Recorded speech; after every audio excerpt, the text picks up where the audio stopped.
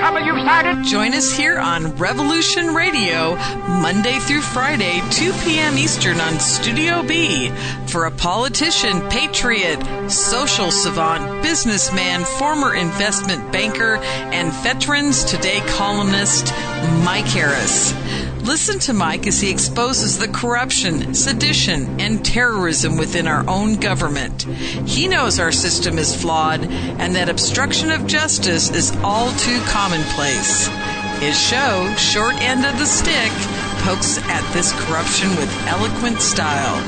That's Monday through Friday, 2 p.m. Studio B for the Short End of the Stick with the man who should have been elected governor of Arizona, Mike Harris. That's right here on Revolution Radio.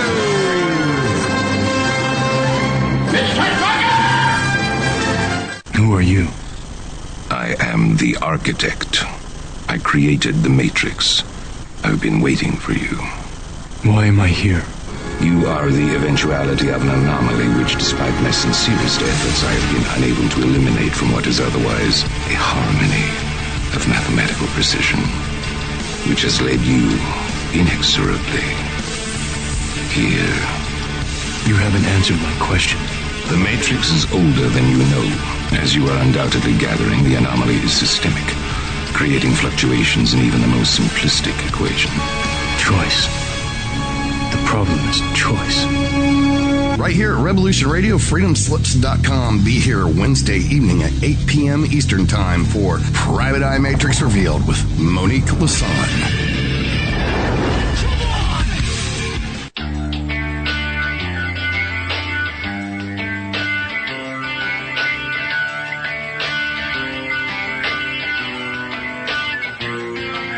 This is Thomas, a.k.a. a Mad Painter. I'd like you to join me Monday nights, 10 p.m. Eastern Standard Time for Open Canvas. Don't forget to bring an open mind. Yes, folks, that's right. Bring an open mind to an open canvas. Again, that is Monday nights, 10 p.m. Eastern. UFOs to government corruption. This is Revolution Radio, freedomslips.com. You don't need to expect us. We're already here.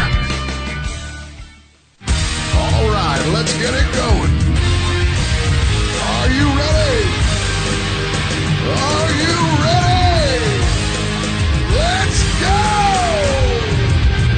Revolution Radio at freedomslips.com. It is 10 p.m. Thursday evening, and we are here live on Studio A. Yeah, you've waited all week for the most cutting-edge topics and guests, and now it is time to deliver. That's right, it's the Stephen D. Kelly Show with your host, Stephen D.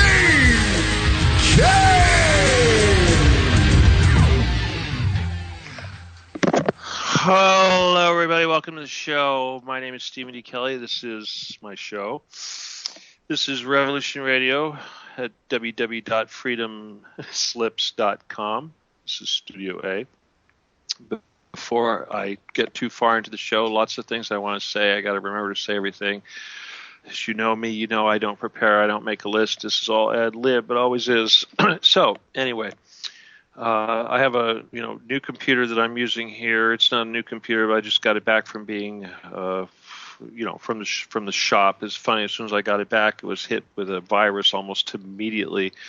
Fortunately, the new antivirus caught it, and it's funny. I talk about how these things, your hardware is corrupt, and in this case, it was the hard drive was corrupt, and then it was the graphics card. Anyway, so they're going to get you either way. They're going to get you, but you got to be really watching for that stuff. But I'm happy to have it back.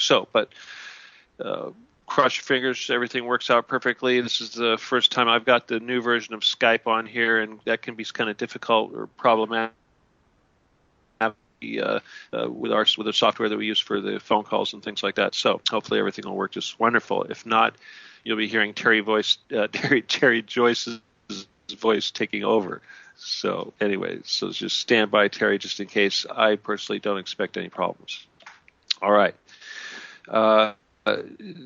the subject tonight obviously is a little bit different. If you are listening, I want to thank you for having an open mind and being here tonight. Obviously, this is a sort of thing that's a little bit different for some people, but the thing is that we just got through doing, what is it, 6 shows on Reiki and Jedi development, which was very, very heavy into the male and the female energy and sexuality and all that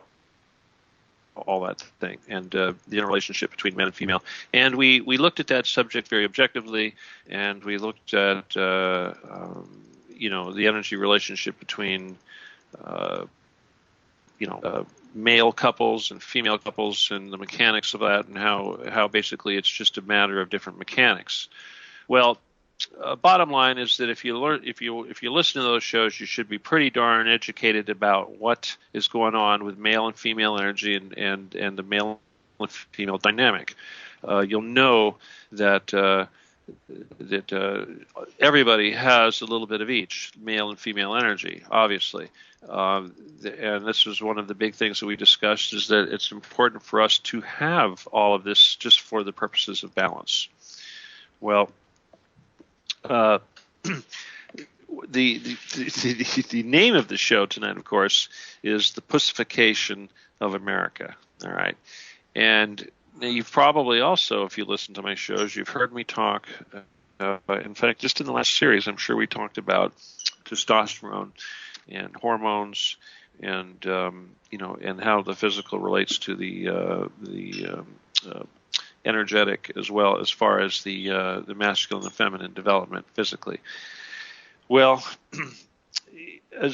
suffice it to say, I'm going to suggest tonight that the process, and again, I try to do this from a very objective, this is a non-hateful way, trying to be non-judgmental, but I'm going to suggest that the powers that be, the dark side, which was also a major subject of what we do, is purposely trying to feminize the male gender here in the United States, especially, and across the world as much as possible, for the purposes of changing our society and all sorts of other motives.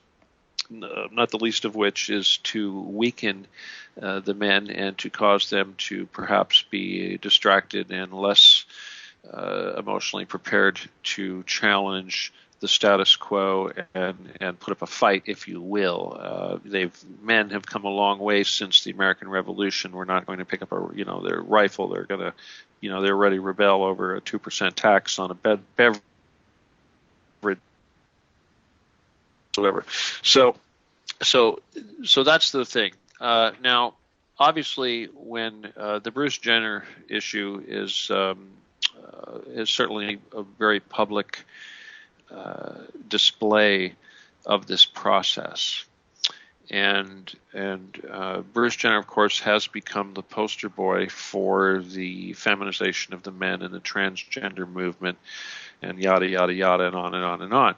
And again, whatever your opinions are, whatever your sexual persuasion is, we're going to look at this issue, and I'm going to do my best to do this subjectively, but I'm also going to share tonight a lot of experience that I have in these areas, in that particular area right there in particular, and I'll get into the details about that here very soon.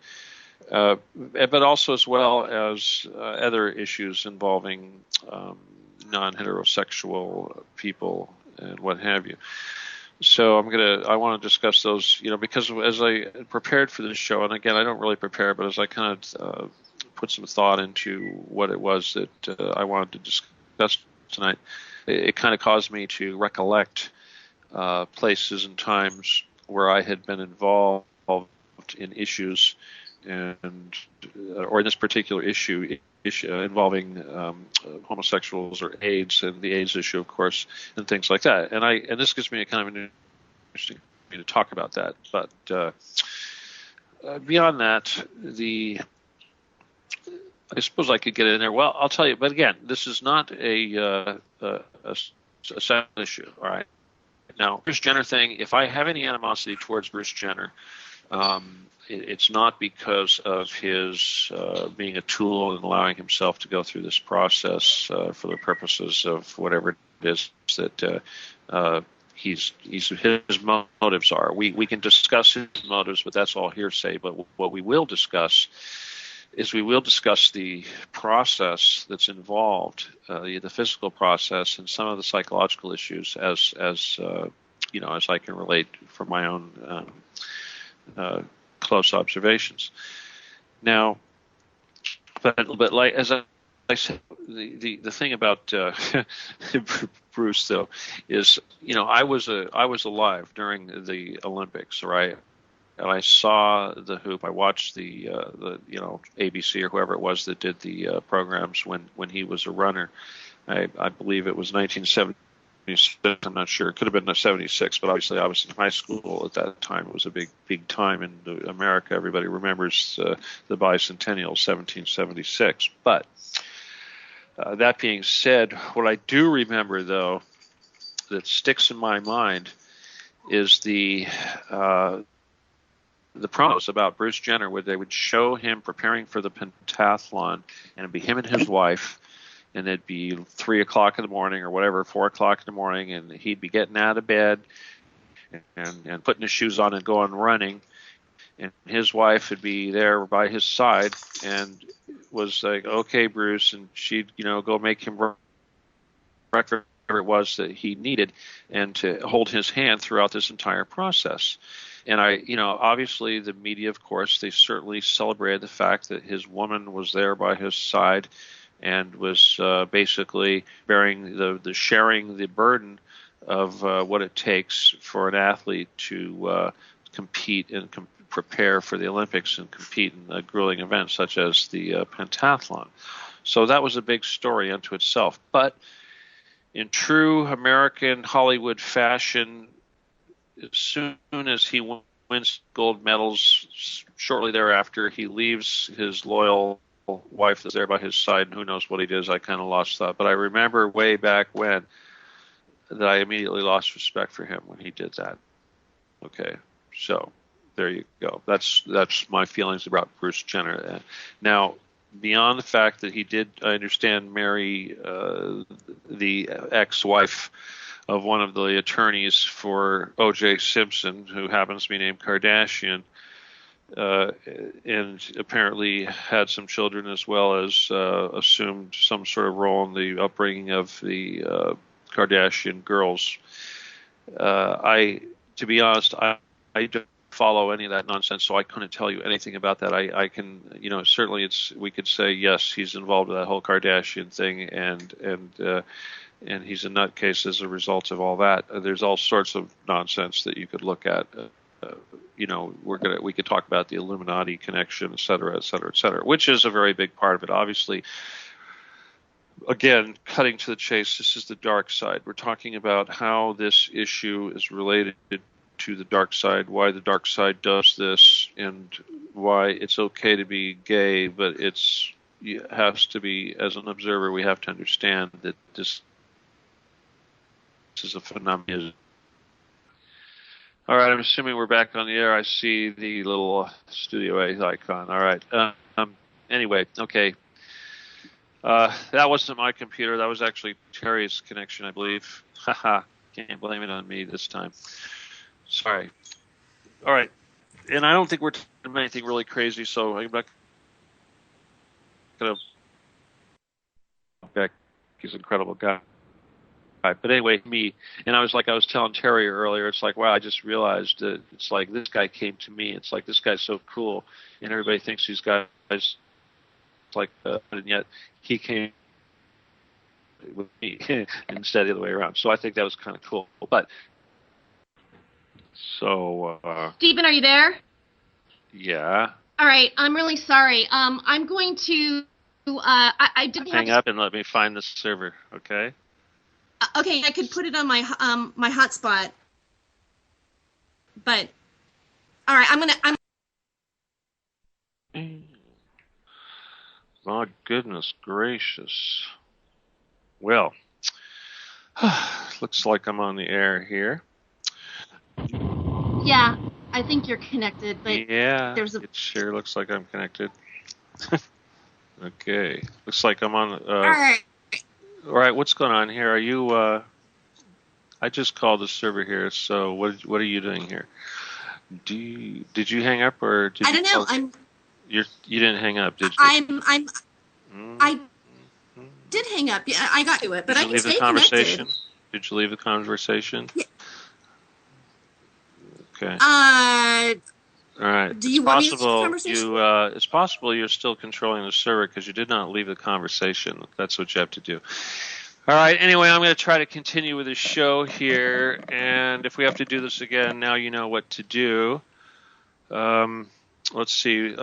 You might want to hang up on if you have a few other people on here that you need to remove the conversation. Looks like this is your controlling the server. One of them is Nighthawk. The other one is Keith Roberts. Start removing those people. After the break, I will take over the server. All right. Anyway, lots of downtime. If you're still listening, thanks a lot for being here. This is Stephen D. Kelly Show, Revolution Radio. Topic of the show tonight, Pussification of America. I'm going to cut to the chase. Blah, blah, blah. Like I said, I was watching Ferris Bueller earlier, so I've got, what's-his-face, Wayne Newton in my head right now singing Donka Shane. So if you hear me going, da, da, da, da, you know that's what that is. See, that's what I was doing while we were down. Like it's all right. It's all right. Dead air, but it's okay. Donka Shane. Da, da. All right. Okay. Anyway, I was going to tell you my Bob Beck story, but I lost that anyway. Suffice it to say that he had a cure for AIDS. Magic Johnson got AIDS. Supposedly, it was not real.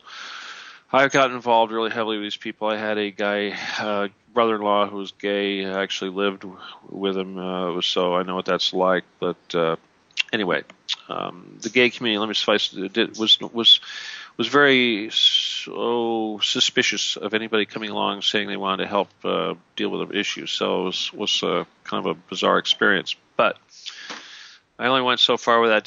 Didn't pursue it. Didn't really want it because it started getting kind of hands-on. As soon as it started getting hands-on, it was not my thing. Sorry to say. But all right. Now, as far as the transgender issue is concerned, yes, I am an expert on this whole transgender thing because, as you've read my book, and many out there who are in that community who have read my book know that I know what I'm talking about because I went through this with my brother. And I always talk about all this male-female energy business because I went through that with my brother, and because I'm a twin brother, when he went one way, I went the other. And when I was starting to learn about enlightenment and learn about the need for balance is also about the time when I Henry, relax. About the time that I got concerned because I had become a very, very masculine, yang-oriented caricature, all right? And I thought that was really strange. And about that time, I noticed that my brother was losing all the hair on his arms and doing all these things. And, he had long hair, of course. My hair at that time was short. His hair was very long. But anyway, little other clues, like dresses and things would or have pictures, things like that. But, of course, you don't want to see stuff like that. You blank it out of your mind. All right, well, bottom line is that he was going through this process. And when I talked about the process, and this is why the Bruce Jenner thing, and we're going to get into those details, but first I'm going to talk about my brother. It's an extremely long process. Okay, it takes years to do this. It's not cheap. It requires a lot of money for surgery and all this stuff. And I'm going to discuss the psychological issues involved from a, observer standpoint, of course, what I saw, not just my brother, but people that came around and other things. All right, but the thing is that my brother, this was several years ago, he never went all the way. He never completed the surgery. And when I say that, I'm going to say also that most people that do this never complete the surgery. I personally do not believe that Bruce Jenner has completed the surgery. I think he's still tucking it up there, if you will.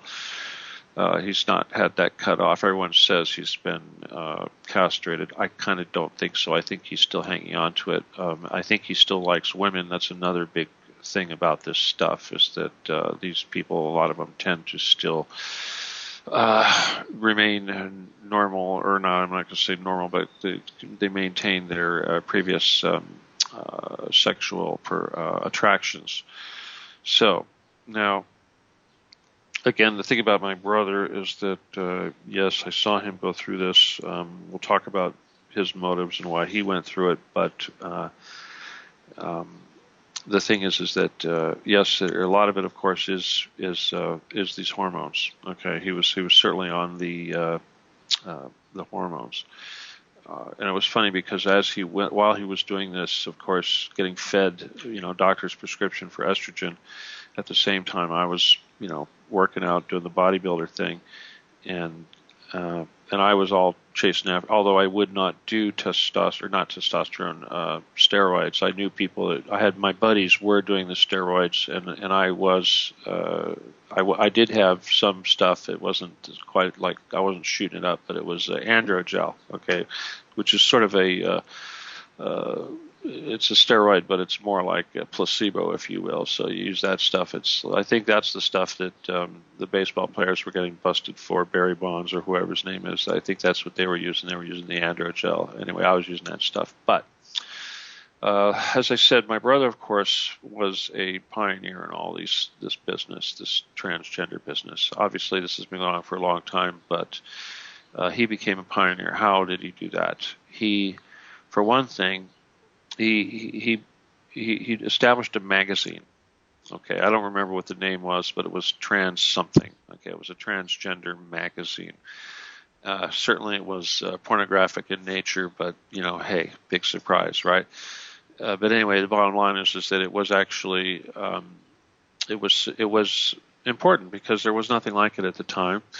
I don't know how many issues he actually produced, if it lasted for a year, 6 months, or what. I know I did see big old giant stacks of these magazines. And when I say stacks, I mean pallets. All right, I've seen pallets of these magazines in his garage. But I never really looked at the magazine. Obviously, not something I want to look into.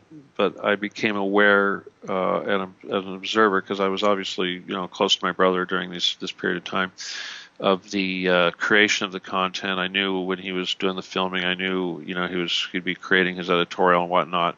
I saw other people coming by of the transgender persuasion, and they were usually being involved in either stories or photo shoots or whatever. And but the other thing that I did get to see, and not just the physical aspects what my brother went through, but I also got to see a lot of these people come by, and of course, to me, they look like young women, of course, but I was still in somewhat of a denial back in those days. And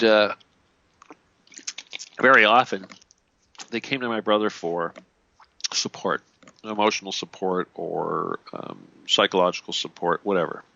Because there's a lot of crap that you go through when you're dealing with this stuff. Certainly, Bruce Jenner isn't going through a lot of crap, but historically, a lot of people have gone through this. Obviously, their families freak out, people freak out, their friends freak out. A lot of things happen, and I'll describe about all the different things that happen with my brother. Obviously, a lot of things happen. Henry's getting anxious; he wants to go outside, but I got to maybe he'll settle down, and we'll get to talk about that. But let me see. Let me see. Do we want to talk about the physical stuff or the emotional stuff?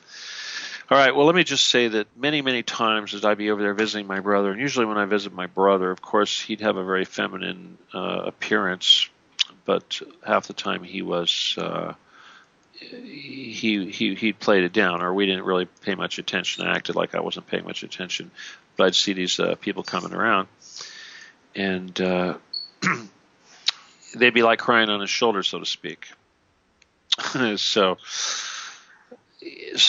I got to tell you, it's like even without being but being an empath, of course, you get a pretty good idea of what's going on. But you could see these people, and they usually, these guys, these transgender guys would come over, and they were all going through some sort of trauma or some sort of something or other, some sort of they needed some support. They'd be out there just like help me, help me, help me. Anyway, so that's, I got to say, that does happen. The physical stuff. Well, let's just talk about the. Okay, that sounds good. Okay, thank you, Matthew Paul. The physical stuff, obviously, the surgery is painful. Okay.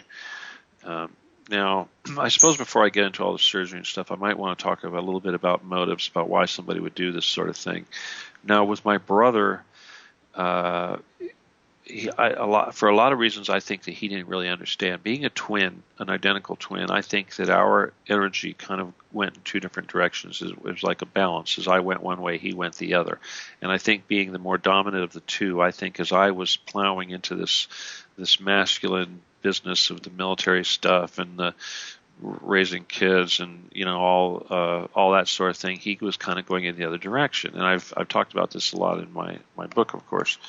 So for a lot of reasons, I think that he may not have been in control of that so much. He also felt that he was somewhat abandoned and that he required financial support. And by going in this direction, it was more able for him to be not really a victim per se, but although he was developing this victim thing, he wanted to be taken care of. So adopting this feminine persona allowed him to do that. It also allowed him to somewhat change his name, change his identity, and this is a big part of it. We could explore, obviously, with Bruce Jenner. It's not, but for a lot of people, this change does allow them to go through an identity change that also helps them to skirt legal issues as well as taxation and issues and things like that. Without going into details, I'm just going to say that issue certainly is there. So now, if you have an enabler comes along, and certainly in this case there was an enabler, somebody with money who preferred that, who liked that kind of thing, and was more than willing to pay for the surgery as well as provide the sustenance and the care and what have you that we need. Now, those of us. And I'm sure myself, obviously, I'm in a similar situation. I need care. I depend on the generosity of others. Did I mention that? I was going to do it, but if anybody does want to help me out, my PayPal is stephenkelly714@gmail.com. But yeah, truly, I do depend on the generosity of others. If you have helped me, thank you. I was going to try not to do that, but there it is. But that could be a symptom of this business that we're in. Anyway. So, but now, as far as the surgery is concerned, aside from taking the hormones, obviously the hormones are going to do a lot to your body. Certainly, they're going to change your skin, they're going to change your muscle tone, they're going to change a lot of things. The most physical thing of the hormone change, result of taking the estrogen, is the pelvis moves. And for a man, this is incredibly painful. Any guy that wants to experience what childbirth is like needs to start taking massive amounts of estrogen and watch his hips expand. And it's like, oh, you're getting hips. No, that's your pelvis spreading out. That's your bones separating and going in two different directions, east and west, in this case.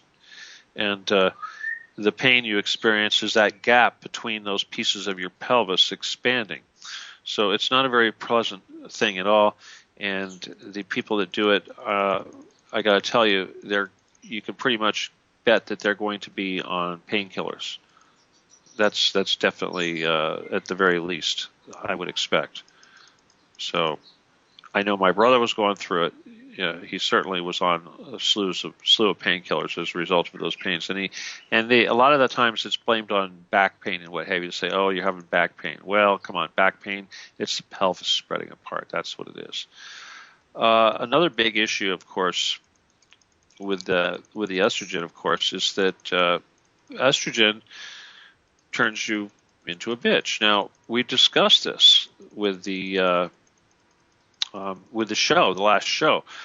We talked about how the female energy has an effect on your psychological well-being and your output on life and everything else. It's just part of it. It's just like the way the full moon makes you kind of wacky. It's the same thing. It's that female energy. That's not to say that it's a bad thing and all that, but it is what it is. By the same token, you don't want to confuse that female bitchy thing with that what we tend to recall roid rage. So somebody who is on high doses of the testosterone is going to have what they call roid rage, allegedly, and that's another type of angry thing. But men who tend to be low on testosterone get what they call angry male syndrome. And of course, angry male syndrome is a symptom of low testosterone. So how do they treat that? Of course, they give you some sort of testosterone replacement. Now, the thing is, again, in this the theme of this program, of course, is that I want to try to show how our society as a whole is being programmed, as well as it's having chemicals and what have you designed to affect the masculinity of our society for whatever morbid reasons. But testosterone, of course, is illegal. Now, if I'm not saying testosterone is a male symptom, but artificial synthetic male testosterone is steroids, commonly known as, are certainly illegal. Hitler, of course, was very instrumental in the development of these things during the war, trying to create super soldiers and all that sort of thing. So certainly the Nazi steroids are really good stuff. The Russians, of course, have really good stuff if you get a hold of that. Some of the Eastern European steroids are great. German steroids, of course, to this day are the best. If you're going to go over the border into Mexico and try to get you some steroids, do a little weightlifting, I recommend you try to get yourself some of the German stuff. Anyway, but don't get caught carrying over the border. They will get you. But bottom line, again, as I said, it is illegal. All right, now, another thing is, and I mentioned this again, is that the testosterone in the body is actually created by the cholesterol in your body. So we have all these drugs and what have you, statins and things, and this propaganda out there trying to tell people that their cholesterol is too high and they're going to die and what have you because of artery blockage because of this cholesterol issue. The truth is that the artery blockage is caused by the chlorine in the water. Again, these are things I've said on previous shows. But the powers that be chose chlorine to purify the water because they knew that this would screw with the men's testosterone, just the same way as they put the fluoride in the water because they knew it would screw with your third eye and your brain, and your psychological ability, and everything else. So it is a conspiracy. Now, obviously we all talk about trying to avoid fluoride in the water, and we all talk about trying to avoid aluminum. Certainly, aluminum and fluoride go hand in hand. Fluoride actually increases the aluminum absorption in your body by 400%. So all of these poisons are designed to work together. Certainly, these are big, huge motives, and these desires to feminize the culture, or at least feminize the men of the culture. That is certainly part of this grand scheme. Anyway, okay, so we're not trying to demonize Mr. Jenner. Okay, first of all, I'm not too thrilled with his name, Caitlyn. It's like, okay, come on. Actually, I have a niece named Caitlyn, so maybe that's the problem I have. But, that whole Caitlyn thing. Again, I don't think he's cut it off. I think he's tucked it up in there. When I talked about the drug thing, the reason why I wanted to kind of focus on that whole pelvis movement issue and the pain associated with that is because the drugs that he might be taking, or the drugs that they would prescribe for that pain, are also going to be psychotropic, and they are also going to not be good. They're going to have some very negative side effects, possibly, and I'm leaning to the whole mind control thing. The other issue, of course, with this whole business, when you're taking massive doses of the estrogen, a guy, yes, he is going to get very bitchy. And yes, he's also going to become very emotional. And when we talk about it, you think of an emotional woman, usually you think of a woman that's weepy and what have you. Well, this is the same thing. This is depressed, drama, everything else. Everything's a drama. It works the same way. The the typically the person that's going through this, because of their emotional state, is going to probably be getting all sorts of not just painkillers, but antidepressants and all sorts of wonderful stuff like that. The the antidepressants, of course, are going to be your Prozacs and your heavy aluminum sort of drugs. So again, there's the aluminum. It is crazy. So right away, by sticking somebody on all of these drugs, we know that the aluminum is going to be affecting their pineal gland. We know that they're going to become like zombies somewhat. They're going to be somewhat susceptible to the mind control.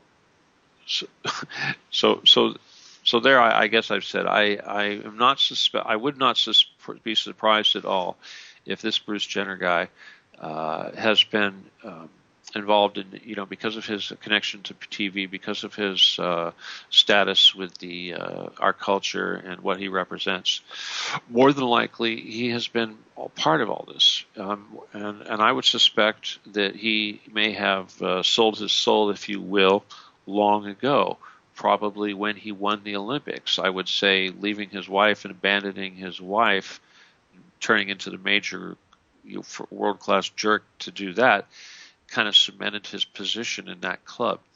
So if you look at the if we want to get into the dark side aspect of these things, if you look at the what was it, the Christmas card that the Kardashians put out, obviously that had some very bizarre, occultic, clearly New World Order type, Illuminati type of connections. We see the pictures of Bruce Jenner, of course. I don't study the picture, but you see him behind glass, if you will, already starting to look kind of feminine, looking up kind of with his hands on the glass like he's stuck behind it at his medals, which are sort of hanging on the wall out of his reach. The symbolism, I don't know, could mean all sorts of things. Again, this was put out prior to his big sex change story, so if it was symbolic of what was to come, that's a possibility. Now, let's see here. I'm going to check the time. Okay, we're 44 minutes into the first hour. A couple things I want to check out here, first of all. All right, Terry, do you know if you have the server? Can you tell? I can tell that I have the server right now, yes. Okay, you do have a server. Okay, I thought you did. Yeah. All right. Okay, so far so good. We haven't tried to add anybody yet, but okay, where's that number? Darn it. Okay, give me that number again, the call-in number. The call-in number is... well, I didn't mean you to just type it for me. Okay, I can type it in. Sure, no problem. For that. Okay. I could say it too, but I'll type it. Just type it in for you because I don't see it since I have. I got it. It's right there. Oh. It was at the top of the scroll. All right. Well, retype it here so it's in front of me. I've got a little window. Right there. I can't see it. Okay. Oh, there it is. Okay, now I see it. All right. All right. Anyway, the call-in number, and I'm assuming this is going to work and not crash my Skype, but it's 347-688-2902. Okay, 347-688-2902. And if you do try to connect to me via Skype, you've got to call Terry. You can't call me, and that's freedom of choice. Okay. Now, but you can call the station, and the station is Freedom Screen. Again, I did expect that this would be the sort of show that we could get some people in here to give us their opinions on this whole issue.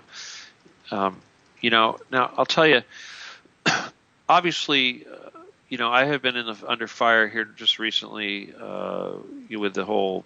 I don't have to say his name, but my credentials have been questioned. People have suggested I was going to have the whole entire gay, lesbian, transgender, whatever community after me. Bisexual, yes, I left them out because of this incident that took place earlier.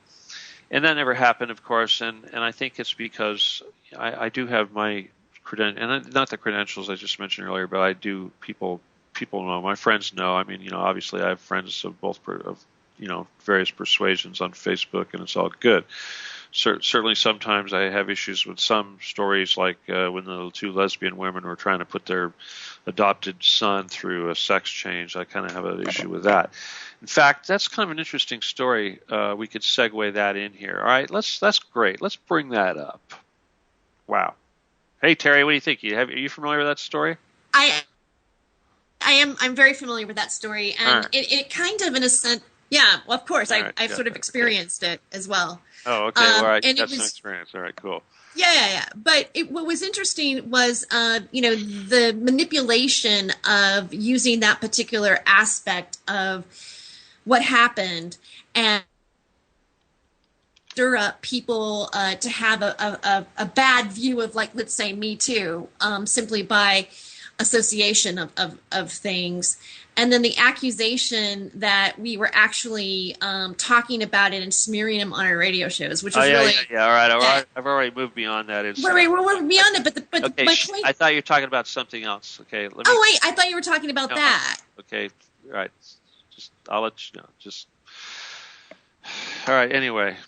I mean, I'm not meaning to, like, bring it up, but my point is like the manipulation. If you do say, well, it looks like there's an agenda for something for transgender,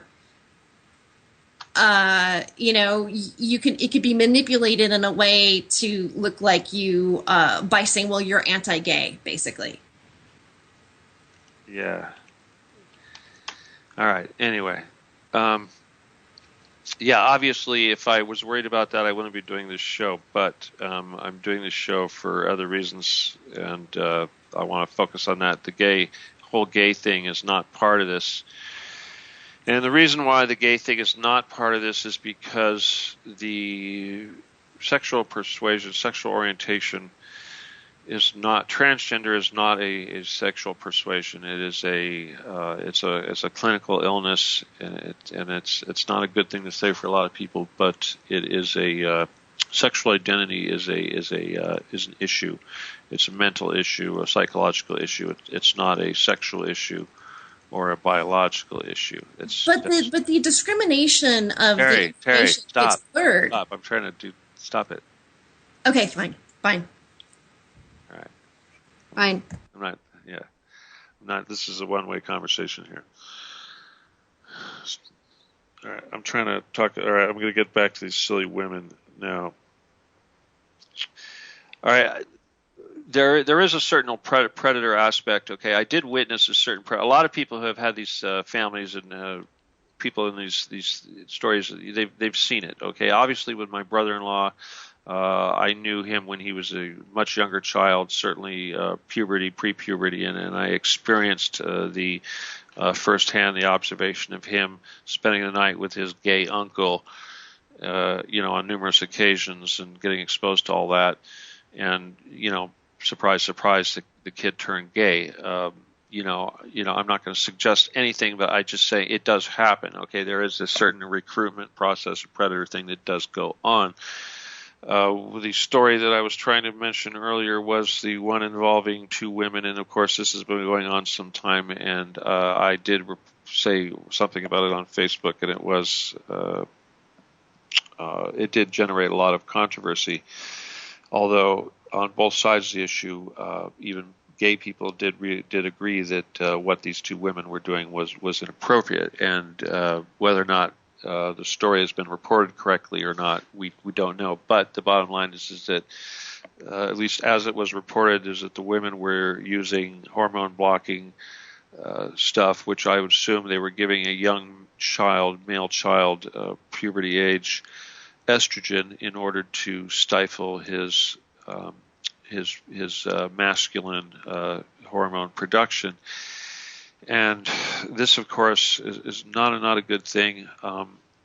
As a parent, you cannot assign somebody's gender to them, and people suggest that in a heterosexual relationship or heterosexual family, traditional nuclear family, that if a child develops homosexual tendencies, that the heterosexual parents will always try to stifle those tendencies, and that I'm sure that's very true. And to the degree that they do that is certainly a judgment on the part of the parents if they decide to promote the child's curiosity, or if they decide to stifle it. That is a parental judgment call.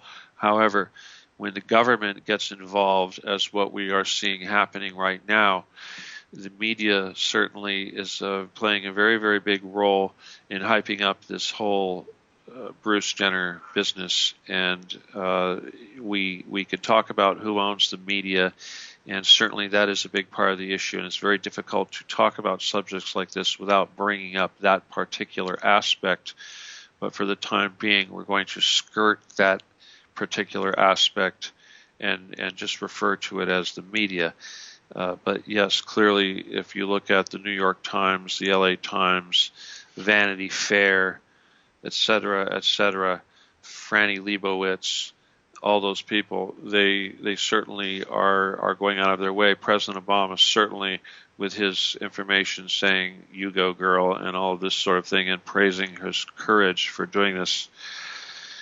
Again, the surgery in this process is not something that happens overnight, and for him to go through this photo shoot was really what happened up until that point of the photo shoot. Really was, there was some makeup, there was a girdle involved, there was some Photoshop perhaps, but as far as the preparation and what have you going up to it, most of it had happened and been happening over a long period of time.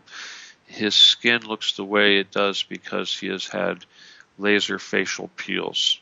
It's not just estrogen. They have laser facial peels to remove all of the hair-producing skin. That's part of the process. Obviously, that in itself is a very painful process. Certainly, he's had a nose job. He has had his forehead reduced, shaved and reduced. He has had his jaw reduced. His chin has probably been worked on. His jaw has been worked on. And he has had his Adam's apple shaved down, which is kind of disgusting when you think about it. But all these processes they're very painful. And of course, there's lots of drugs involved. So then you're going to get back to the possibility that somebody is actually having control or lost control because of the number of drugs that they're taking. All right, I know I've totally lost this thing here, but the point was yes, there is a conspiracy. It is a conspiracy. You will be attacked if you touch this issue, like Terry was saying. Yes, you will be attacked. Yes, we did go through that. Yes, we were attacked, and people say you did this, you did that. What I did, I'm not going to say was right or wrong. What the other person did, I don't need to discuss. But I would suspect that I'm going to just say I was somewhat naive. Okay, I'm going to blame it on being somewhat naive, and perhaps insensitive. Okay, suffice that to say. But I would like to have a response from the other side, And again, if you have experience, okay, Terry, I know you've got some experience. You've got some close experience you want to talk about. If there's anyone else out there that's got if you're gay, if you're transgender, if you're bisexual, whatever, if you have some opinion on this, somebody in the family, whatever, or you just makes you all disgusted, please call us. I mean, I have to tell you, Terry made the ad for our show here, and I could hardly look at it. It kind of made me disgusted. I didn't even want to post it to the Revolution Radio Facebook page. I told her to do it because it just kind of grossed me out. So I don't know if maybe all this stuff kind of hits a little close to home, but it just seemed to me that it's an important subject, and I think that people need to understand that as they're having this stuff shoved down their throat, that it's okay to disagree. And when the gender Gestapo and there's the break music. Okay, right back. 5 minutes. You guys don't.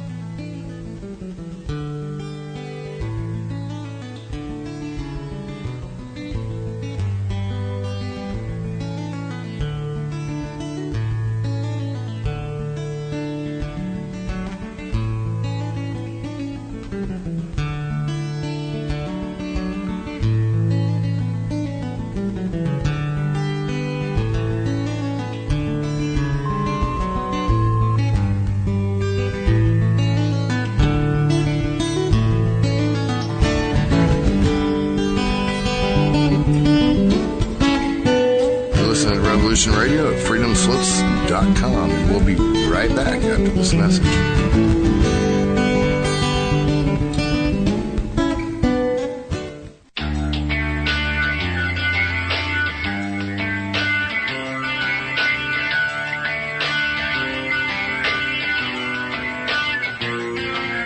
This is Thomas, a.k.a. a Mad Painter. I'd like you to join me Monday nights, 10 p.m. Eastern Standard Time for Open Canvas. Don't forget to bring an open mind. Yes, folks, that's right. Bring an open mind to an open canvas. Again, that is Monday nights, 10 p.m. Eastern. UFOs to government corruption. This is Revolution Radio, freedomslips.com. You don't need to expect us. We're already here.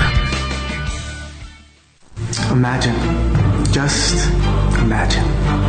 Imagine a world where every child and adult will have the opportunity to achieve their dreams. I believe my inspiration is the answer. My inspiration is the greatest light. The greatest energy. It was born when the universe was sparked to life. It's within everything. My inspiration transforms pain into happiness. And failure into success. My inspiration inspires lives. It inspires lives.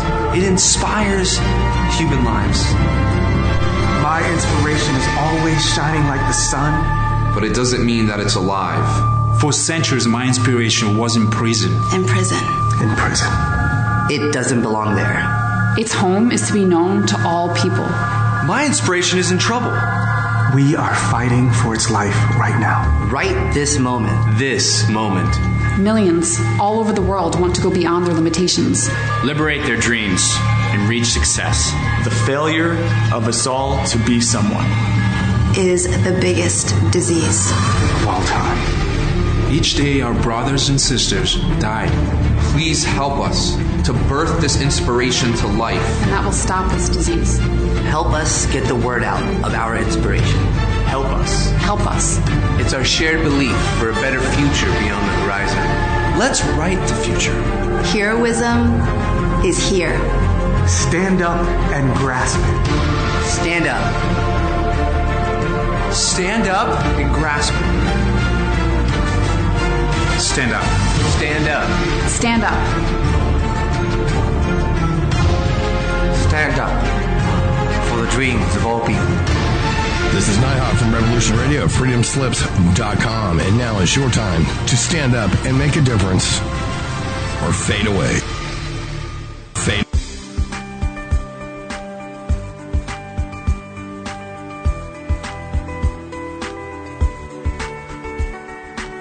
Transcending time and space, let us take you to the place inside your mind where thoughts divide and mysteries unwind. Join us every Monday evening right here on Revolution Radio at freedomslips.com from 8 to 10 p.m. Eastern Time. And you will catch the Fenton Perspective with our great host, Lorian Fenton. Come listen in as she shares her amazing stories from the past to present, along with all of her guest secrets to the future.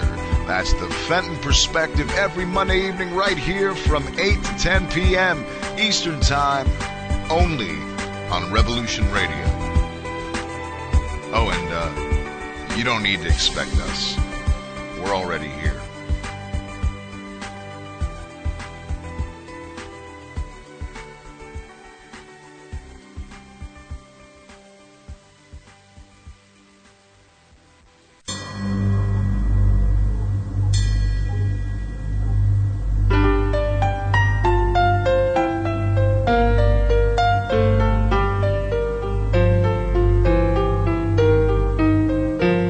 Did you ever feel that things were not quite right? That everything was just ever so slightly askew?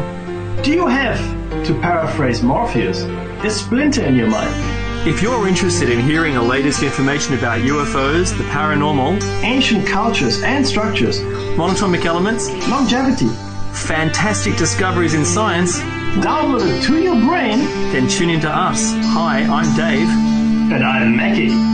And we are Shiny Side Out, Sundays 2 to 4 a.m. Eastern. See you then. Revolution Radio, freedomslips.com. You don't need to expect us. We're already here. The opinions expressed on this radio station, its programs, and its website by the hosts, guests, and call-in listeners or chatters are solely the opinions of the original source who expressed them. They do not necessarily represent the opinions of Revolution Radio and FreedomSlips.com, its staff, or affiliates. You're listening to Revolution Radio, FreedomSlips.com, 100% listener-supported radio, and now we return you to your host.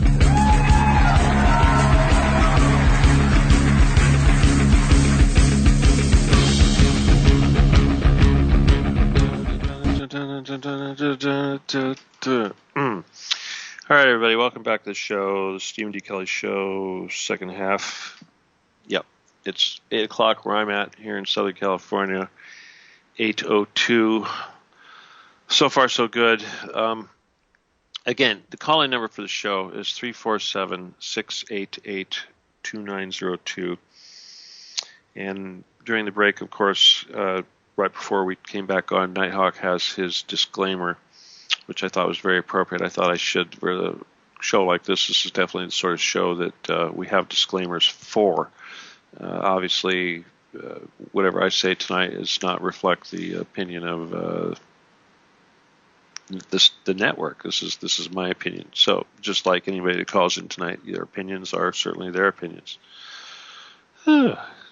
Now, I would like to get some feedback because we do, again, this is when the second half of the show is this is your opportunity to tell us about your experiences and your feelings one way or the other. Obviously, I want people to, you got to control your emotions, certainly, and you can't be, I don't want to hear any just blatant, outright prejudice type stuff. I would certainly like to have some thoughtful observation of the subject. I think I'm full of it. You can tell me, of course, but you have to keep it PG because this is radio, and we don't have a bleep button. And of course, you will get, if you do get carried away. Hopefully, you will get dropped here real quick. I won't be the one pushing the button, but the button will get pushed. So, if you would like to call us, please do. Now is the time. 347-688-2902. Again, this is the Pussification of America. Obviously, I could have said the feminization of America. I thought about it afterwards. It kind of occurred to me after I posted that. A couple of people said, "Oh no, don't use that word. It's degrading to a certain part of a woman's body." And I thought, wait a minute, that's not really fair. But if you feel that way, I guess you're going to need to tell me that. We didn't really have a whole lot of huge response for this particular show. I think the last time I looked, I think we had 1,600 something, under 1,700 people that had looked at the ad, which is a good drop from the several thousand people that were looking at the previous series, the Reiki series. Obviously, people really enjoyed the Reiki Jedi series. And I hope that you will see the continuity here, even though this seems like a real pugnacious, obnoxious theme for a show. At the same time, this whole Jedi thing is and I'm not going to say violent, but it is somewhat confrontational. We do this in order to confront the dark side and wherever it may pop up. And I am identifying this phenomena and the way it's being handled in the media as a manipulation of the dark side. Now, again, it's with respect to my brother. Obviously, as soon as I say that, as soon as the words come out of my mouth, I have to look back on my experience with my brother, and I have to say that if you want to associate the dark side or connect it to a type of energy, then perhaps that energy was more conducive to the dark side. And again, we don't judge, and we're not going to say, yeah, all you women out there are evil and all that. No, that's not the case. But it is like a battery. It is a plus or minus. You do have to have both. And we don't like to talk about this whole light dark thing with saying. So I will never suggest that you can't have the light without the dark. You hear that a lot from the Satanists, and I don't entertain that. I think that's satanic rationality and doublespeak at work there. But the point is, in this level here that we're on, this third density that we're on right now, we do have this yin and the yang, and we do have this two sides of the coin, and we do have two sides of everything. And obviously, my experience with being a twin, especially an identical twin, was that the energy that was divided between the two of us was somewhat divided in such that I received what appeared to be all of the yang energy or the masculine. He got all the female energy, and it may not be that static, but it's just that as I moved, we had the ability, it would seem, to move in opposite directions. And so, as you know, again, as I went into the heavy male side, he seemed to be going into that female side. And it could be also that as he was going into the female side, that it kind of thrust me into the male side. Who knows? Maybe I wasn't as much in control of all that as I thought. But it was the observation of that process that really gave me this insight into this entire energetic dynamic between the sexes and masculinity versus femininity, and how it relates to energy and the entire universe, if you will. So, and also remember, the energy that we use in healing in Reiki is the energy that comes from the top down. That is the masculine energy, and the female energy, which comes from the bottom up, is considered the opposite. So that is sort of the dark side.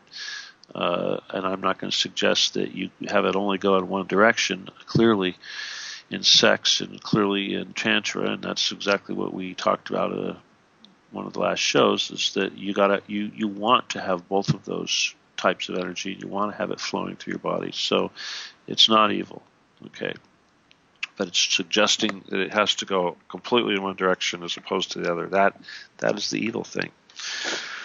All right, anyway, again, the call-in number, 347-688-2902. I got to get some water. I'm starting to get a little cough here. Okay, I'm sorry. Okay, you guys don't hear it, but I have a cracking noise in my ears. I think this computer, the connections that I have for my USB are a little bit dusty or something, and when I shoved the little receiver for my headless wireless ear set, it's got a little crummy noises, so I'm going to have to go in there with a Q-tip or something to see if I can figure out what that problem is. All right, is there any questions from the chat room or anything like that? Any comments? I don't see any comments here. I just see that it says here that someone says the sound is good. Not really. I mean, there's not really, I would say, any questions. It's kind of a dead subject. Nobody wants to touch this subject, I think. I think that's what it is. Well, I mean, there's been a little bit of talking about it. I mean, it's positive. I think, yeah. You mean the response in the positive. chat? Yeah, in the chat. I think people enjoyed the word. I mean, the pussification got a bit of a laugh. And believe it or not, Patrick just found out that it's actually a word that George Carlin made up. So. Oh, really? Yeah, so it's not yours, Stephen. Sorry. Oh well, all right. Well, my gosh, I mean, what wonderful company I have here. Right. So, well, yeah. Well, to be honest with you, I think this is one of the 8 words that you're not supposed to use on the radio, right? It's one of isn't this one of George Carlin's 8 words? Only we've kind of changed it. Maybe that's why he did that. I realized pussy was in that. Oh, I'm sorry, in that mix. But that's it could be a pussy cat, basically. But yeah, I can't tell. Yeah, anyway. What? But you know what? We use some of those words all the time on. We radio. do. That's a very. I don't even think that's a bad word anymore. Yeah. All right. Well, we won't go there. But all right. Anyway, like I said, this little crackling noise is very, very distracting. But you see, the thing is that, I knew that this subject was going to turn a lot of people off. I know, like I said earlier, I was personally kind of revolted by the whole thing. I mean, physically. But at the same time, it kind of hits close to home. And I've never really talked about that business with my brother in public, but I think that because I went through that it does give me a perspective that is legitimate, and from a standpoint of credentials, from being able to speak as an observer of this phenomena, I think that I've got my credentials are impeccable. I mean, my God.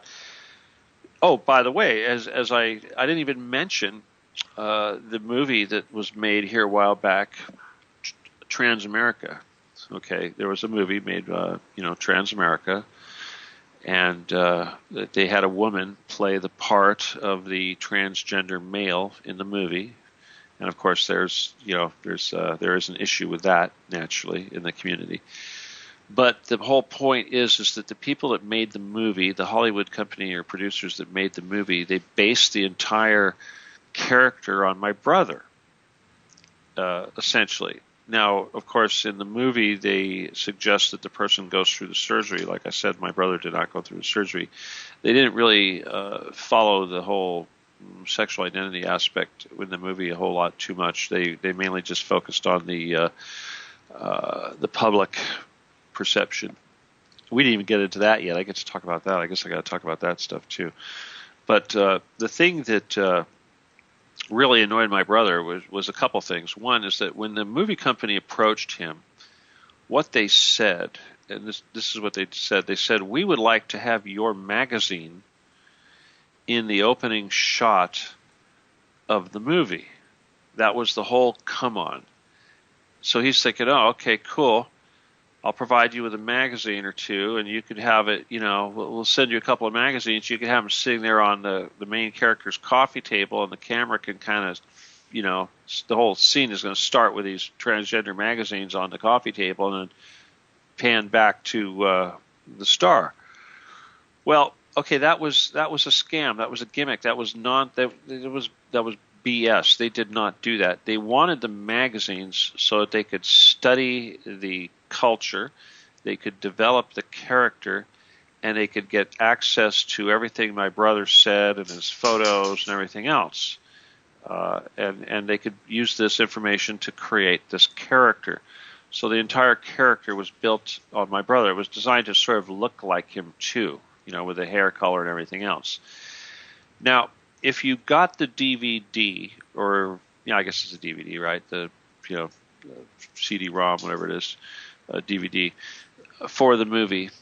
And back in those days, I always bought the first runs of all these movies when they came out, and that was a first run movie, and certainly I was going to get that too. I mean, not because I was non-homophobic, but just because I had to check it out. Anyway, they had not really a hologram, but one of those silly children's things where you kind of look at it one way, the picture looks like one thing, and then you kind of turn it at an angle, the picture looks different. They've got sort of a Fresnel lens, plastic Fresnel lens thing going on there. I don't know what you call it technically, but on the cover of this DVD, they had a photo of the character from the movie in costume, or in persona, if you will, in character, of this woman trying to look like this ugly male transgender, I guess is the idea. They're trying to make it look like a man, a woman, kind of an ugly woman. Like that's what the joke with transgender, and of course I can say this because of my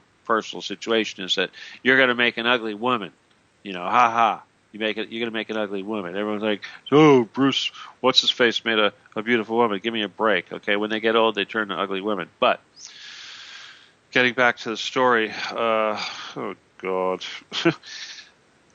Terry, what was my story? Stephen, one thing I feel. Wait, back to my story. I want to hear what you feel. Okay, back to your story, but I have a question after your story. Wait, just remind me, what was I just saying? You were talking about you're making an ugly woman, and then about how your brother was asked to, the movie. And based on him and looking like him and everything like that. This is the dig. The point I was trying to make was, Hollywood makes this transgender movie. They hire this woman to play this character, to play this role, and yet the woman is so disgusted by having to play this role that she couldn't have her face in character on the cover of that movie without having a second picture of her with without character, looking like herself. Now, what actress, what actor does that? Has to have a photo of their face out of character because they are so ashamed of the character that they played that they have to physically remind everybody that they do not look like that character they were portraying. This woman's sexuality and this woman's self-esteem was so affected by having herself uglified to portray a transgender person that she had to have her real face with makeup and everything and hair done and everything opposite the face of her character. What an insult is that to every transgender person out there, as well as the movie itself, as well as to the craft of movie making. What actor has to remind everyone what they really look like?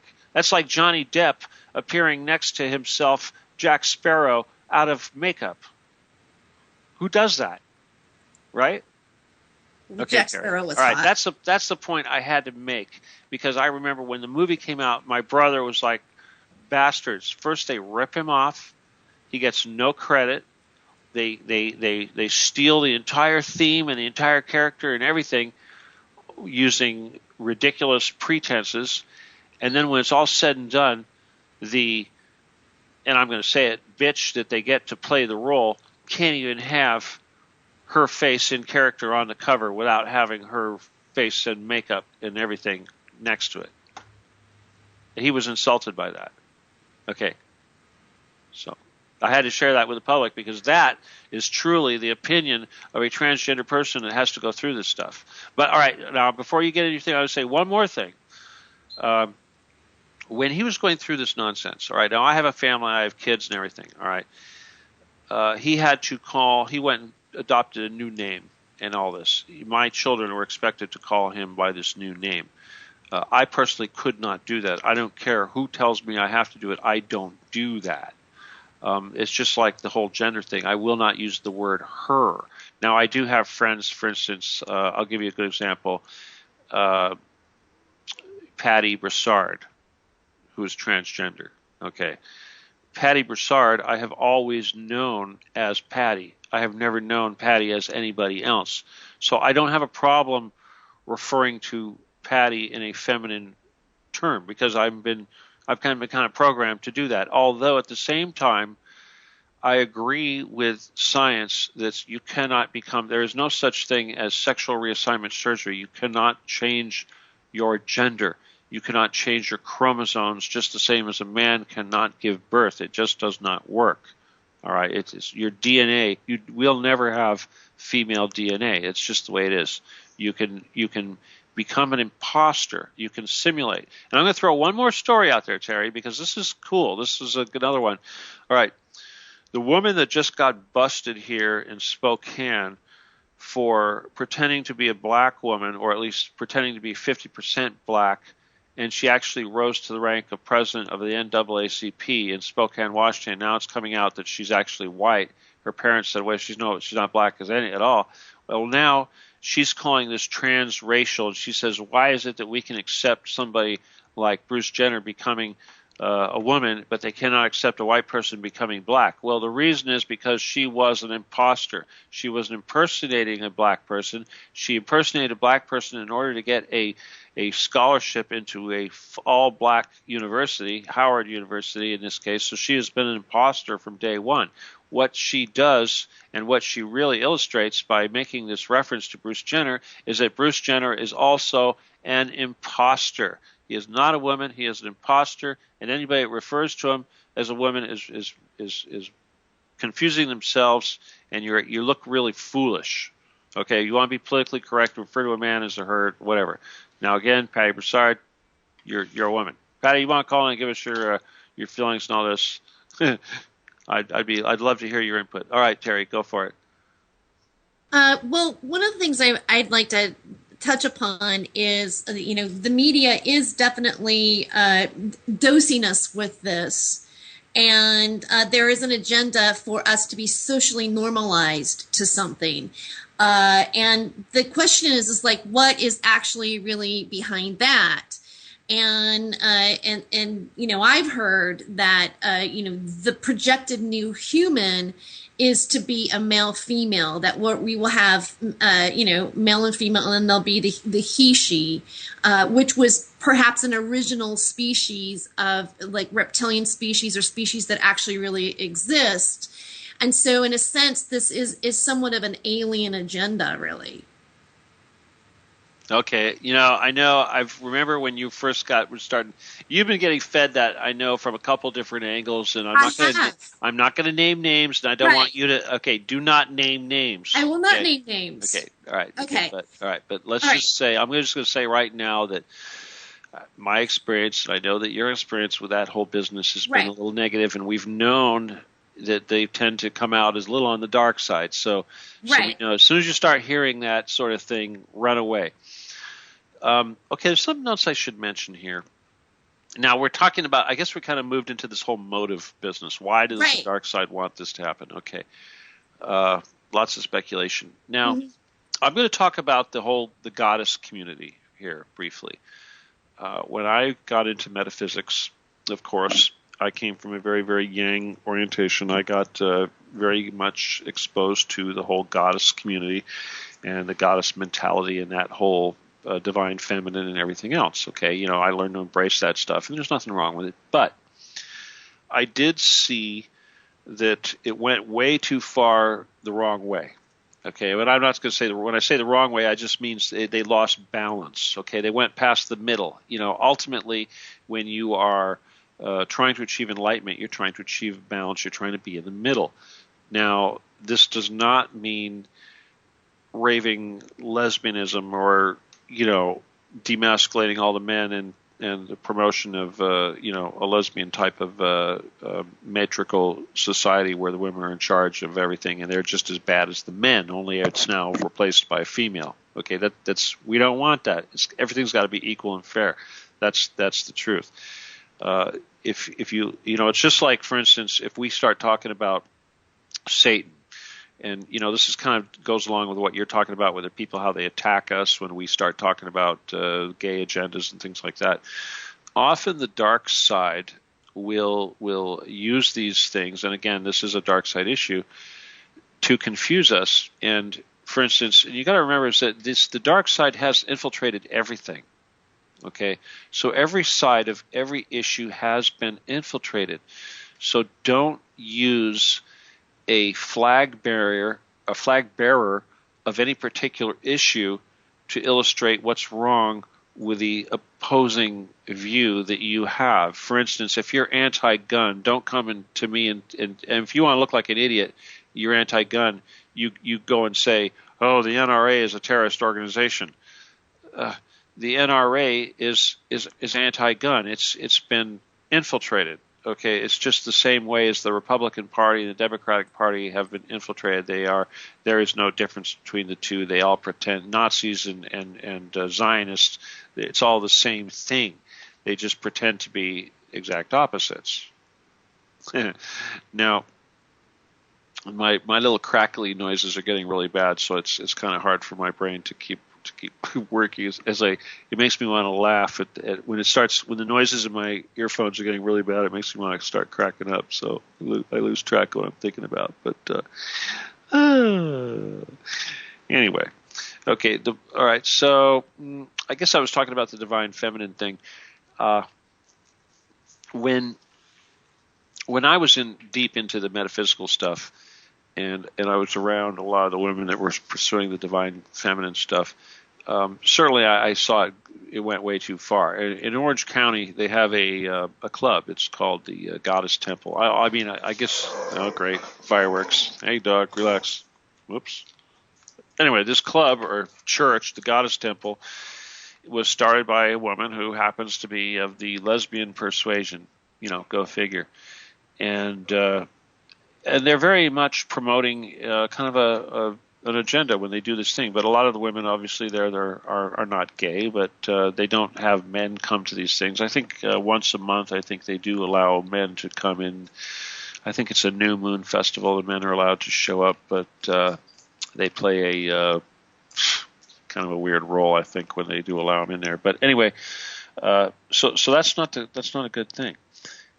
Now, the other big thing, of course, is that demasculizing the public, and this is the most obvious. All right, everybody, this is what the most people think of, is that you take your average American male, you're feeding him this ridiculous GMO diet and Budweiser and aluminum and everything else, and demasculating them and what have you, and you're getting them fat, dumb, and happy and full of estrogen.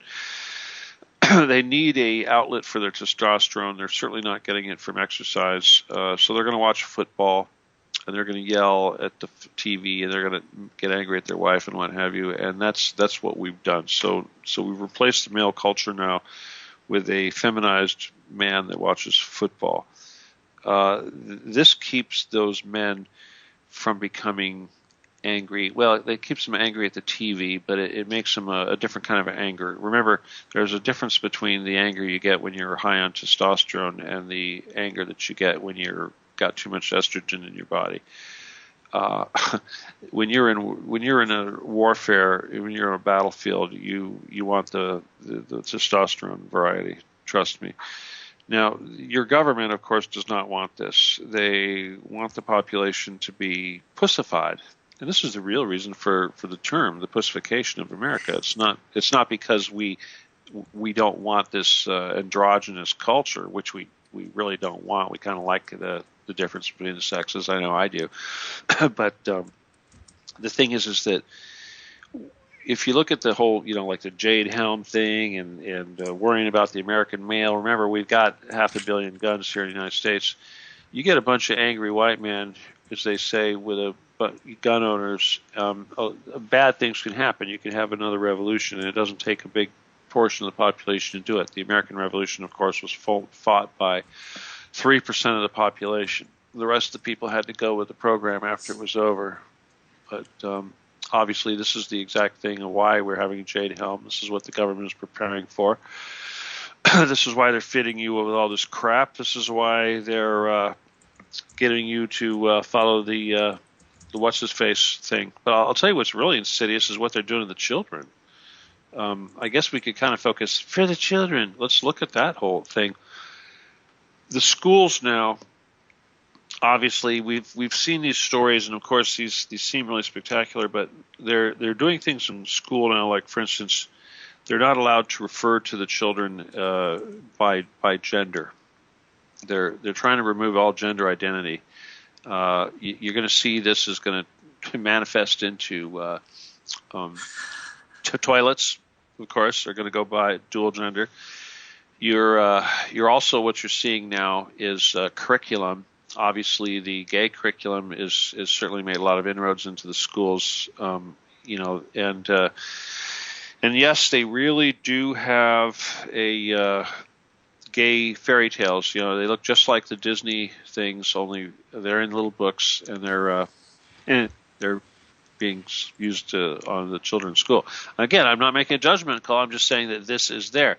I've seen the tables set up with a rainbow tablecloth to basically educate the children about gender issues. So children are being instructed in schools at a very young age that their gender is something that they can choose, that it's not necessarily assigned to them biologically.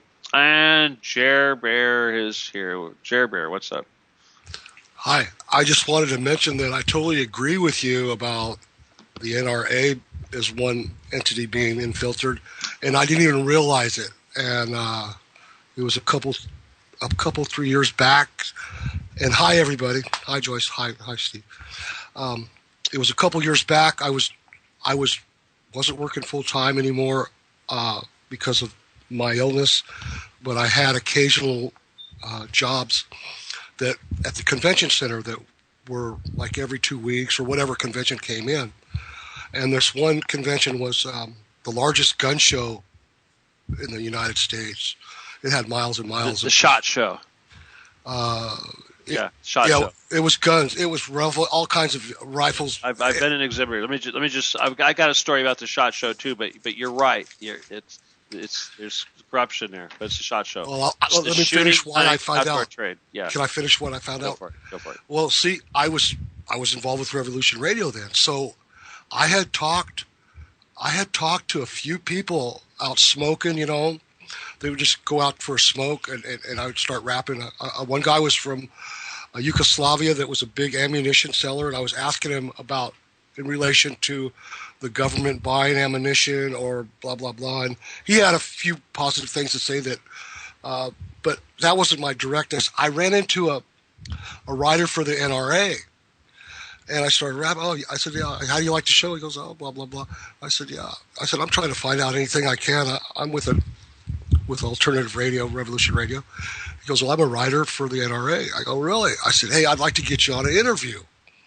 And after the show and have you explain, what your thoughts and stuff were. And he gave me his stuff, but he acted like, I didn't realize, but you're exactly right. I got that vibe that he wasn't like the real thing. And that's just what I wanted to say. And I never did hear from him. Interesting. Well, the big guy of the NRA, of course, if you look at people throughout the last few years that have been big gun advocates, Charlton Heston, of course, was the head of the NRA for a while. He's actually anti-gun. Okay, he's a Trojan horse. Another one, John Wayne, he was anti-gun. A couple other ones, big stars, are anti-gun.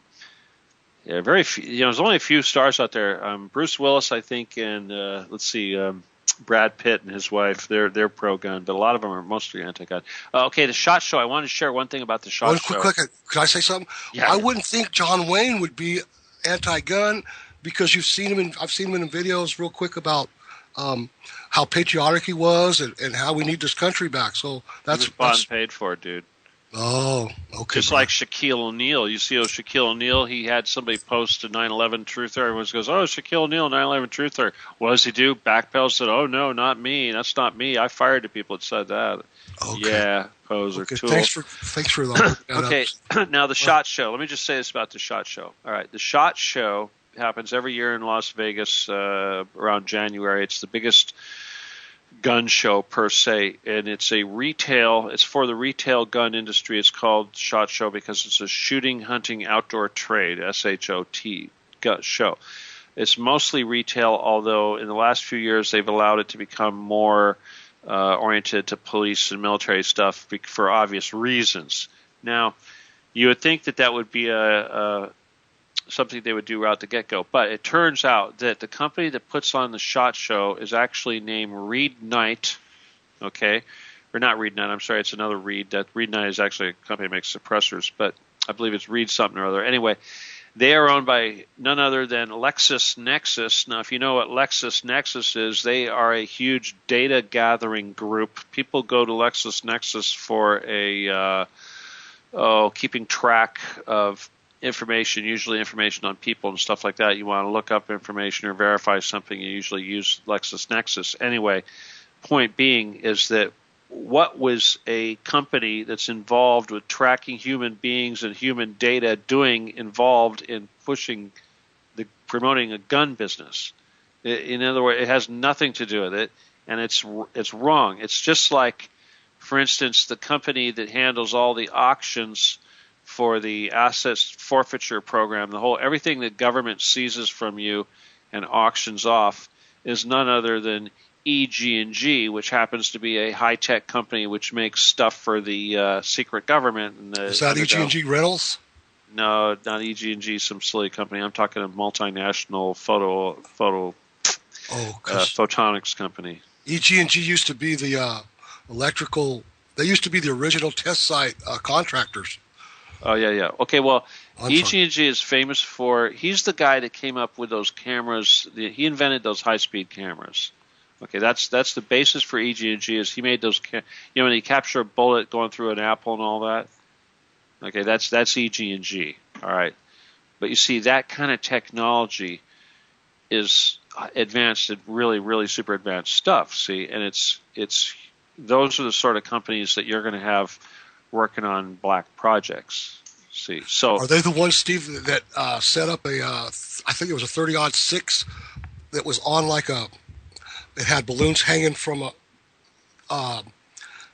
balloons with water in them hanging from yeah. Okay. They probably did that. Yeah. All right. Yeah, all those guys, all those old pictures we used to see of those high-speed cameras and stuff, yeah, that was those guys. Anyway, that's what they're famous for. But they've become like Lockheed or Boeing. They've become this evil CIA-controlled thing. See, but yeah, that's what they started out from. Anyway, but yeah, point is that these you walk around this gun show, the entire gun industry is walking around the show, and yet the rules of what they can sell and what they can advertise to each other and everything else are being dictated by and controlled by somebody who's anti-gun. And this is what they do. It's just like the NRA, same thing. Well, all right, I know we're getting really off the subject here about this whole transgender business, but I don't know. I guess we're talking about infiltration of the of various entities. I don't know. Is there any way we can get this back to the transgender? Sure, go ahead and shoot. But one question: when were you at that show? How long ago would you say? SHOT Show? Well, it was in the early '90s. I only did it. Let me see. Well, wait a minute. Actually, I was a vendor at the SHOT Show when it was in Dallas. That was the first time I went. Was in Dallas, and then I went to it.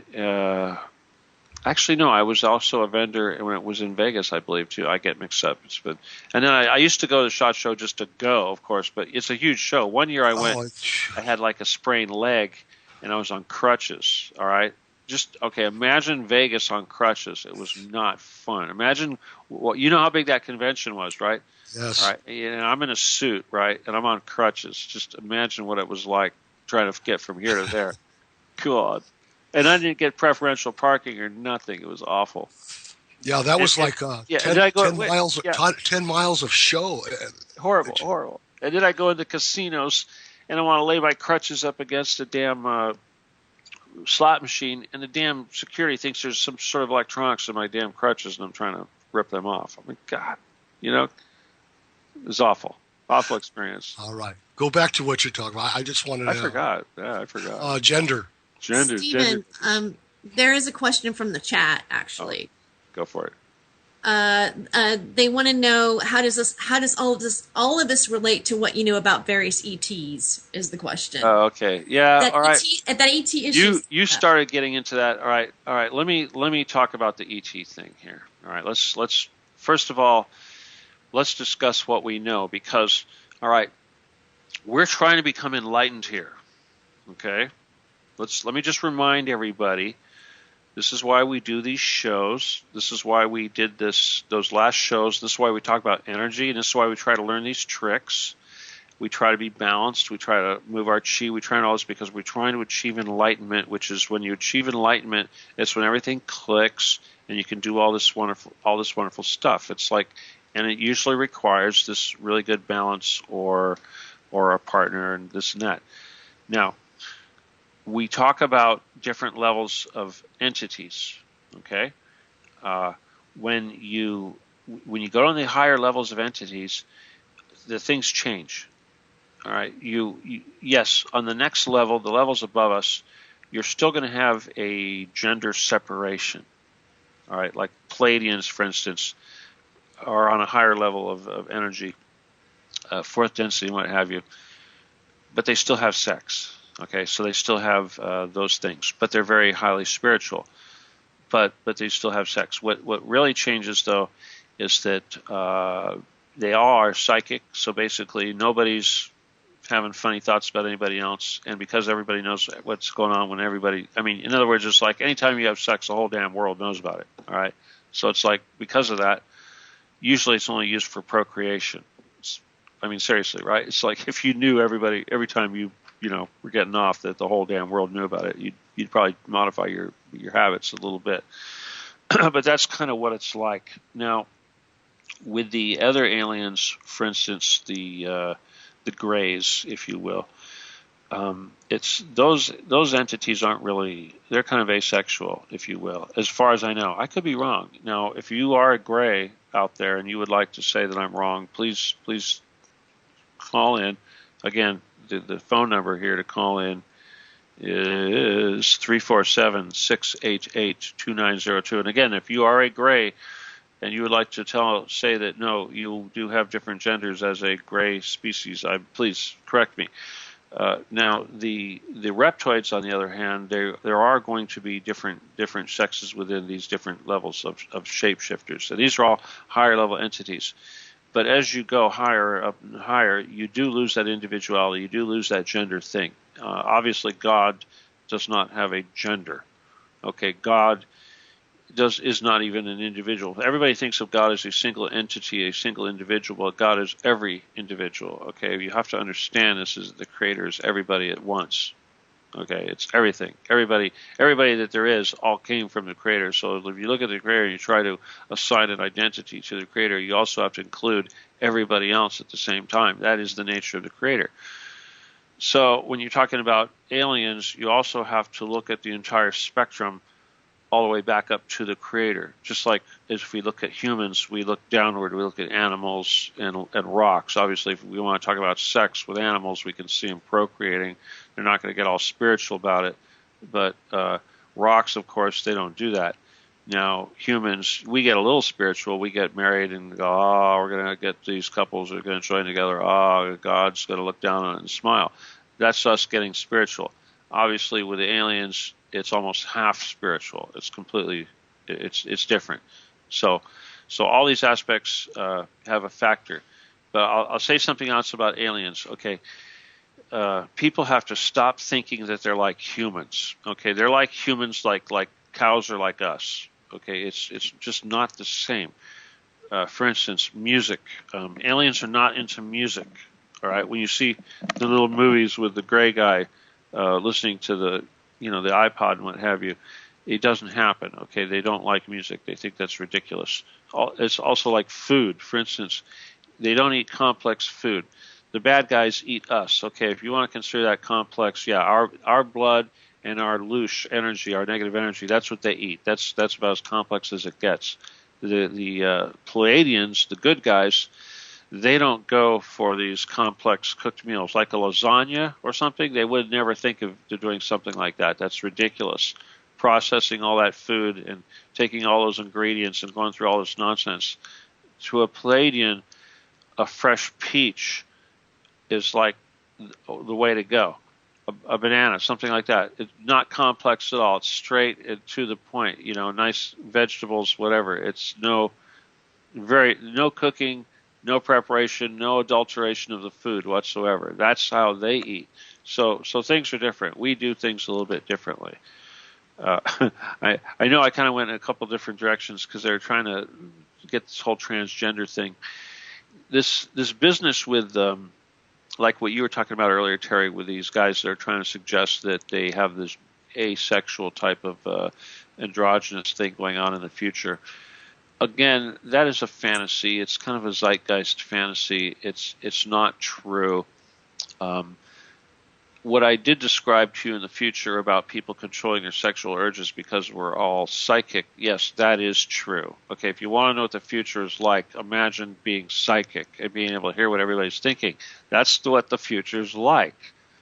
Okay, it's not hard to be a nice guy and be honest when everybody hears what you're thinking, and when you hear what everybody else thinks, you're going to have a lot of control over what you think. That's just the way it is. That's the future. Take it or leave it, whether you think that's a good thing or a bad thing. That's what you've got to really look forward to, unless you want to go in the other direction, which is the negative timeline and all the nasty business. So, I don't know. What do you think? Does that sort of answer the question? I don't know. I think so. Well, okay, I guess it's false, okay? This phony androgynous thing is false, and if it's coming to us from the dark side, it's also, and if they're going to suggest that aliens are doing this and that's why we need to be like the aliens because they're more advanced, they're lying to you. Because this is the dark side aliens. These are the service to self aliens. Okay, this is the thing. We're going to get back into this service to self and service to others. Again, it's not good guys and bad guys. It's service to self and service to others. The service to others people or entities do things differently than the service to self entities. So, that being said, the whole Juice Jenner phenomena and the transgender phenomena and all that goes with it falls into the service to self category. There you go. So now once it falls into that category, then it's a matter of how far it falls into. Is it 50%? Is it 1%? Is it 100%? What is it? It's some fraction of that, right? So even if you were to say, oh, well, this person's still really a nice guy, da-da-da, he's so loving, he's so charitable, he's, generous, et cetera, he serves others and helps us. At the same time, he's mutilating his body that God gave him because he feels the need that he needs to satisfy himself, because as Bruce Jenner put it, he didn't want to end his life and grow old without having a chance to experience what it's like. That sounds like service to self to me. So I don't know. Now, okay, opinions? What do you think, Terry? Well, I think I don't dispute what you're saying, but I do, and I'm just noticing that it's being pushed on us in some ways. I mean, I understand tolerance and acceptance of everything. Absolutely. I that's not the issue. Okay. Well, okay. You made the point you made, the push word. All right. You just said it. Let me just run with what you said. Right. It's being pushed on us. All right. Right. Who pushes things on you? The service to self entities. Now, remember, when I describe the service to self, and here's your alien connection right there. The service to self entities or service to self aliens push their agenda on us. The service to other aliens do not. They keep their agenda to themselves, and they give us the freedom, and they do not interfere, just like on Star Trek. So it's just the same thing as when the conquistadors came to the New World. They thought they were bringing religion and God and their civilization to the savages. And what do? They pushed themselves and their culture on those people, whether they wanted it or not. And that is what service to self entities do. And that's what they're doing here, because our society is based on service to self. In fact, may I say something? Yes, you may. I'd like to say that it's just another thing to disfocus us from trying to stay with the realities that need change. Yes, that too. Thank you. That too, yes. It's a big old distraction, huh? Yeah, yes. Stephen, right. You mentioned about how the testosterone that we're being medicated, that the male energy is being suppressed.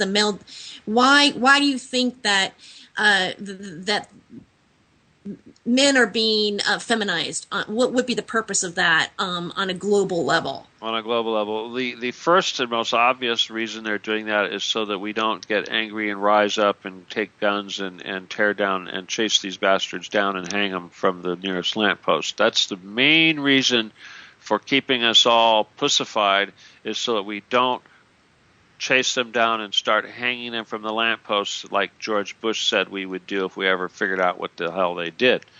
That's the main reason.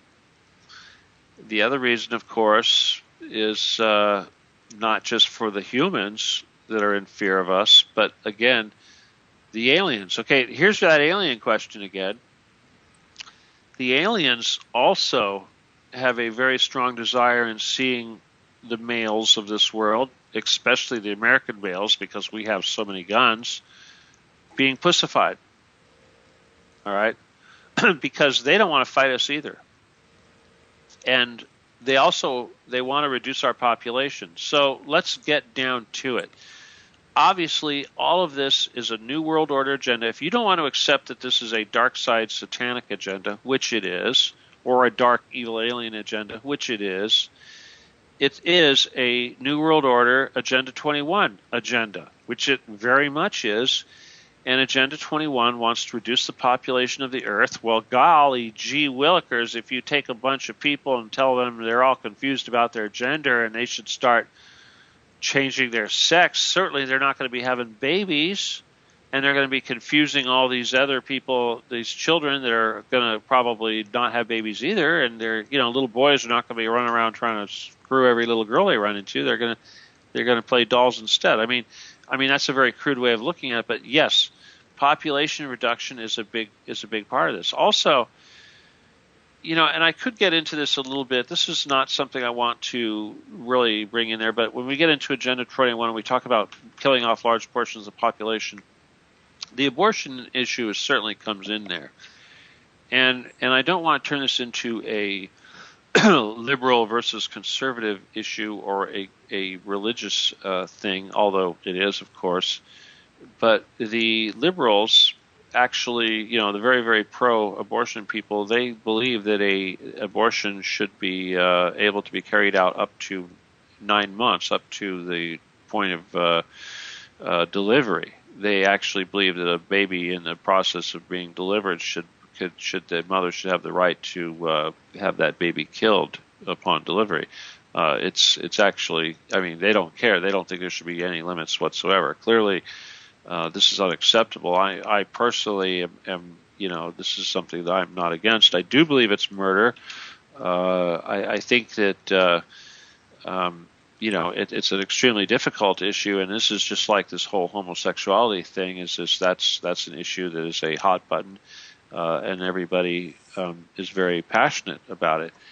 But at the same time, you have to recognize that, first of all, the company Planned Parenthood that is responsible for killing all these babies in the United States, and getting all these laws passed, was started by Margaret Sanger, who basically felt that abortion would be an excellent way of removing all the black people from the population.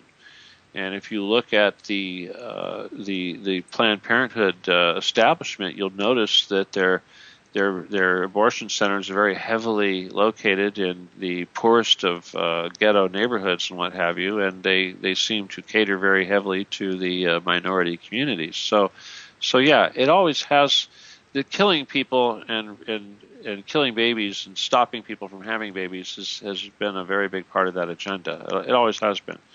The CIA has been very much into that. In fact, the whole business with the drugs being brought into the country, and I'm not talking about marijuana, of course, because that was something that should have never been criminalized, but the heroin and the cocaine and all this other garbage, the crack and what have you, the meth that we have all these issues with, that was brought in here by the CIA purposefully to try to hurt the minority communities, the blacks and the browns and what have you, and basically, obviously, this is also infecting the white communities. But years and years ago, when these plans went into effect, they consciously thought this would be a method of controlling the population. So, I guess the point I'm trying to make is that from a political standpoint, and again, the common denominator is Satan here.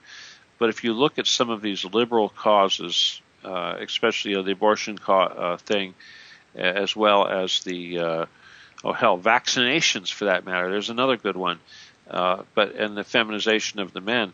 You take all these things, and yes, they are made to cripple the population, to stunt our development, and to make us docile. And to poison us. And ultimately, I guess the key word here is poison. Okay?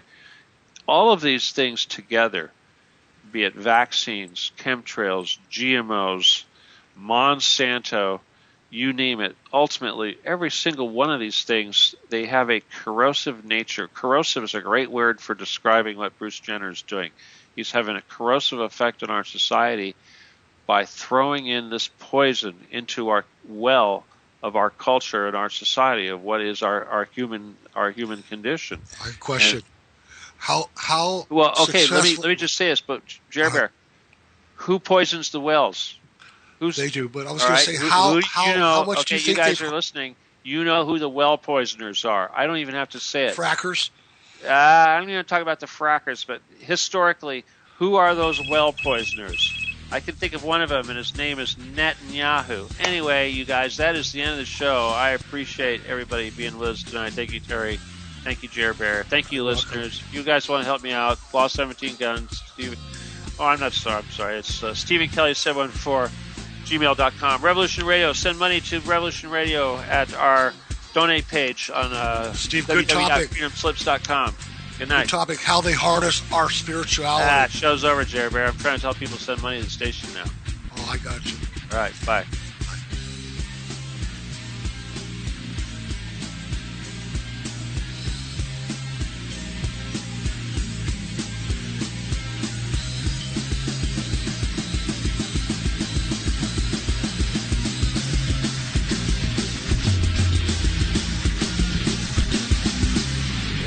Listening to Revolution Radio.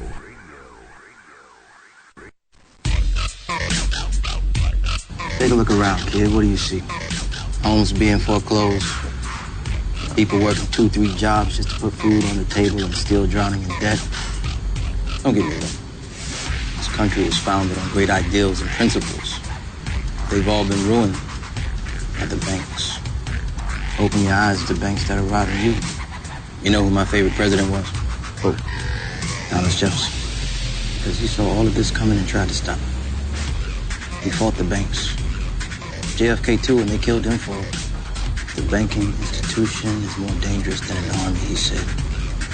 He also said that every generation needs a revolution, Jimmy. The American dream is just that. Just a dream. War is a continuation of politics, only by other means. Politics is a continuation of economics by other means. This is our bank. This is our war. And this is our plan of attack. Banks have become an essential threat to our democracy. So consider this justice. Thank you for listening to Revolution Radio at freedomslips.com, the #1 listener-supported radio station on the internet. Please help support this station so this battle can continue forward. Revolution Radio!